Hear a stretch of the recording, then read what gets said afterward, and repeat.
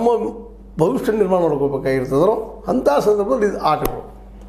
ಇದು ವಿಶೇಷವಾಗಿ ಶ್ರೀಮಂತರಲ್ಲಿ ಕಾಣುವಂಥ ಆಟ. ಮತ್ತು ಶ್ರೀಮಂತರು ಒಮ್ಮೆಗೆ ದಿಢೀರ್ ಶ್ರೀಮಂತರಾಗಬೇಕು ಅಂತ ಇನ್ನಷ್ಟು ಆಶೆಯಿಂದ ಈ ಆಟ ಆಡಿಸ್ತಾ ಇರ್ತಾರೆ.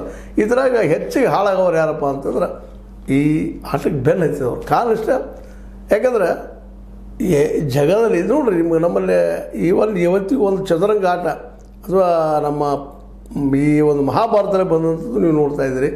ಆವತ್ತು ಸಹಿತ ಇದಿತ್ತು.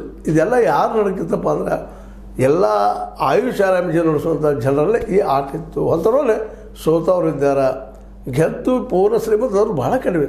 ಅದು ಆಡಿಸಿದವ್ರು ಮಾತ್ರ ಈಗ ಗಳಿಸಿದಾರೆ. ಇವತ್ತು ನಮ್ಮ KC ವೀರೇಂದ್ರವರು ಆ ರೀತಿ ಗಳಿಸ್ಕೊಂಡಿದ್ದಾರೆ ಅನ್ನುವಂಥದ್ದು ಸತ್ಯದ.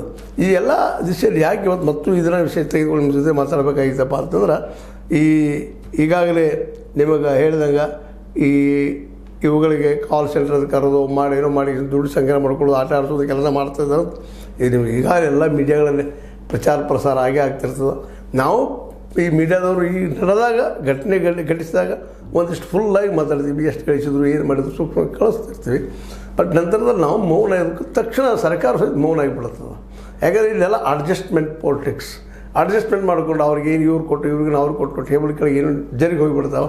ಇವ್ರ ಶಿಕ್ಷಣ ತಪ್ಪಿಸ್ಕೊಳ್ಳೋ ಸಾಧ್ಯಗಳು ಭಾಳ ಇದ್ದಾವೆ.